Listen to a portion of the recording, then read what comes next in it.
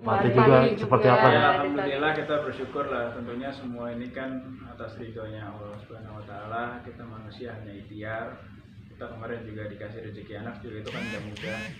Sempat 4 tahun kita belum bisa mendapatkan anak, tapi alhamdulillah kita dikasih rezeki anak. Habis itu saya memberanikan diri untuk coba mengabdi untuk bangsa dan negara melalui daerah Kendal, dan alhamdulillah hari ini hasilnya cukup memuaskan, walaupun belum ditetapkan oleh KPU, tapi sementara kita unggul di 11%.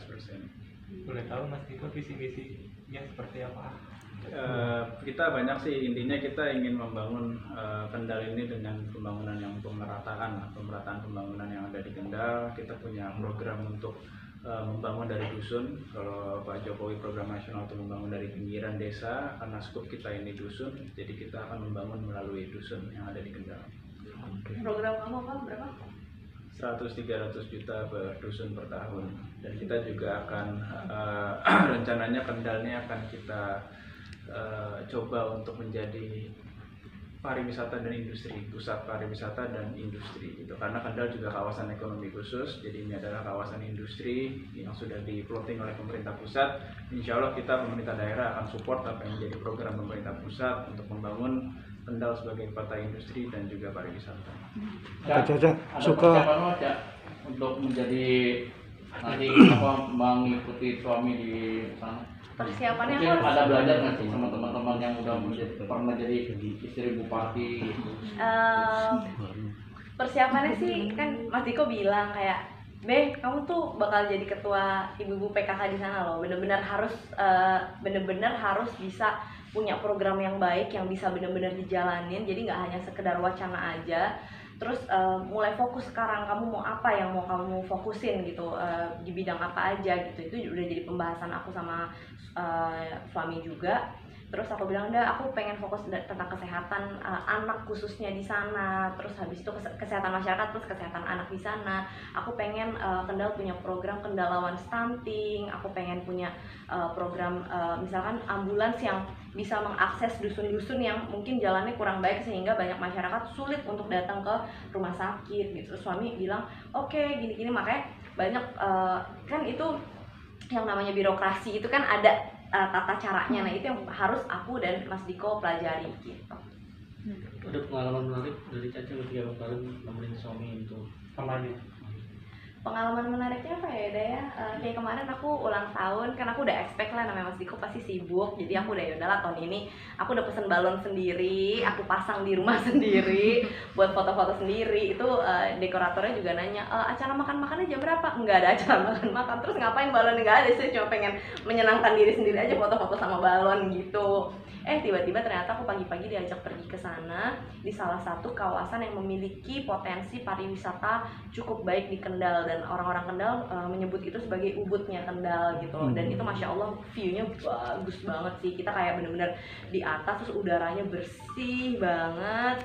Terus habis itu lihat gunung, bukit, sawah, terus airnya bener-bener jernih banget. Itu Masya Allah sih ya. Insya Allah nanti Allah mudahin deh ya daerah situ bisa jadi kawasan pariwisata. Dan begitu balik ke Jakarta, karena kita udah 4 bulan di sana nih, nggak balik-balik ke sini. Pas balik ke Jakarta kayak, udah pemandangannya beda ya, city view gitu. Di sini ngeliatnya gedung-gedung. Jadi kayak berasa beda banget aja, karena aku biasanya bolak-balik. Tapi ketika udah lama di sana terus kesini gitu beda. Terus ketika balik ke sana, udaranya tuh enak gitu, maksudnya lebih bersih lah ya, karena kan di sana hijau-hijaunya lebih banyak. Ini dari jawabannya kayaknya kamu udah mulai nyaman untuk tinggal di sana. Nyaman sih ada ya. Nyaman sih. Jadi kalau dibilang kayak apakah udah mulai nyaman, aku itu sebenarnya oke, aku lahir di Jakarta, aku besar di Jakarta yang bisa dibilang sebuah kota besar gitu. Tapi sebenarnya hati aku tuh lebih suka tinggal di kota kecil gitu, tinggal di daerah. Karena contohnya apa, kemarin pas aku menyelesaikan salah satu program kuliah aku yang di Jerman, itu pun juga kota yang aku pilih kan kota kecil, kota Bremen. Jadi aku nggak milih Düsseldorf, nggak milih Berlin yang besar, München yang besar, enggak, tapi kota kecil. Aku nyaman aja gitu. Dan Mas Diko juga, kamu pas sekolah di Amerika juga tinggal di kota kecil ya, karena lebih simple gitu. Kayak kita kemana-mana tuh 30 menit itu tuh udah keluar kota ya dah. Udah kayak beda kabupaten gitu. Tapi kalau di sini kita 30 menit ya masih di situ-situ aja gitu. Jadi emang beda lah, kan pasti ada pros and cons-nya kita tinggal di kota besar atau di kota kecil. Tapi memang mungkin karena aku udah dari lahir besar di kota besar mungkin ya, jadi udah bisa dibilang agak jenuh mungkin atau apa gitu ya. Jadi memang aku nyaman aja di sana gitu. Tapi kita berdua kan emang asli dari Jawa Tengah gitu. Walaupun kita berdua lahir di Jakarta, tapi kita berdua juga orang tua kita berasal dari Jawa Tengah. Jadi ini ya kita sangat bersyukur kita bisa mengabdi untuk tanah kelahiran kita lah, Jawa Tengah. Banyak keluarga juga di sana. Jadi dengan kita di sana banyak keluarga. Di sini pun juga banyak keluarga, tapi di sana pun juga banyak keluarga. Jadi yang ngerasa ya homey aja, karena ya it's my home juga di sana kan. Kak, emang ini cita-cita dari dulu atau gimana sih? Pernah nyangka nggak sih pengen emang punya tujuan kayak gini gitu? Aduh, kalau dibilang kaget cukup kaget ya dah, karena ini yang aku bilang yang namanya izin Allah dan bantuan Allah tuh kalau udah kayak mengizinkan sesuatu, kita manusia mau gimana juga pokoknya itu yang terjadi, itulah yang Allah izinkan gitu ya. Karena apa, bisa dibilang Mas Diko tuh kampanye cepet ya, kamu kayak nggak kurang dari 1 tahun ya. Tapi memang passion aku kan di dunia politik. Iya, tapi kampanyenya kan cepat gitu, dan memang ini salah satu jenjang karir politiknya Mas Diko.